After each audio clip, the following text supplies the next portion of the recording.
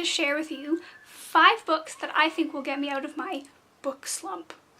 Now, if you've watched my other videos, you will have in your mind that I am in a book slump, which is true. I have not been reading this month, mostly due to midterms, but also because I haven't really been interested in books. It's just like, nothing I've read has been enjoyable, really, for me. I haven't been, inclined to read. So I think the problem is that I've been reading so much of the same genre that I'm getting tired of it. So I need to read something different. So I've picked out 5 books that I think will ease me back into the transition of reading again.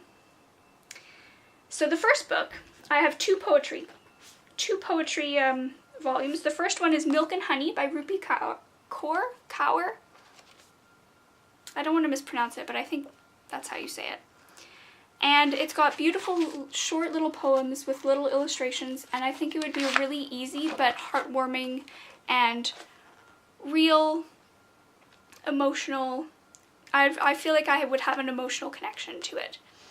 Everyone's talking about it and saying how it's like inspired poetry, and I'm really excited.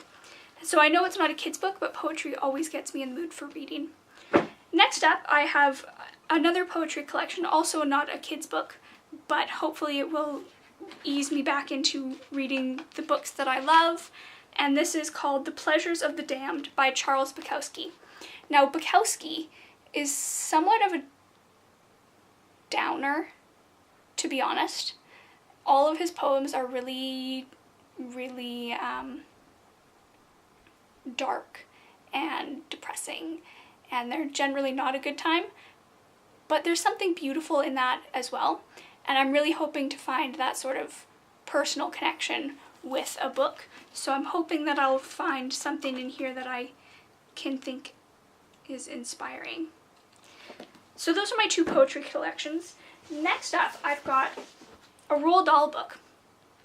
This is called Boy and Going Solo, so it's 2 books in one, Boy and Going Solo. And they're autobiographies of his life rather than actual stories that he's made up. So I think that's an interesting thing. I love autobiographies. I love biographies of any kind. I love watching them. I love reading them. And so a kid's one I think would be perfect. And it's definitely different than what I've been reading lately. So I think this will go down really well. Yay for Roald Dahl. I didn't know he was Norwegian. I didn't know that. I started reading it already.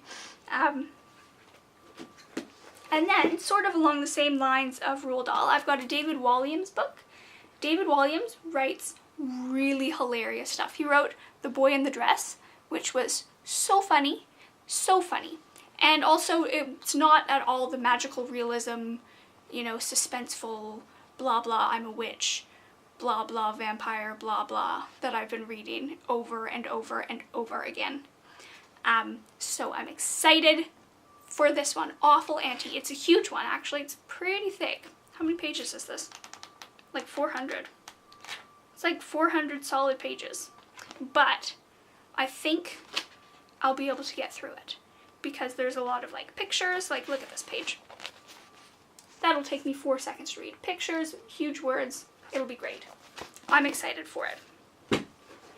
And then the last one I have is by Lois Lowry, and it's called Number the Stars. And it is a historical account of a little girl in World War II. Now, I just read a book that was a historical drama. It was called The War That Saved My Life by Kimberly Brubaker Bradley. That's her name. And I really, really loved the historical aspect of it. So I thought, it's a little bit different. Maybe I'll try something new, get into the historical sense of things rather than just the magic realism fiction type. So this is my last book that will get me out of my slump. So I think I'll start with one of the poetry collections just because they're short poems. I can get through them and I'll be able to say, yes, I read a book. So wish me luck on my reading adventures and let me know if you've read any of these books, if they're any good, if you think they'll help me out of my reading slump. Who knows? Subscribe for more reviews and other book-related things.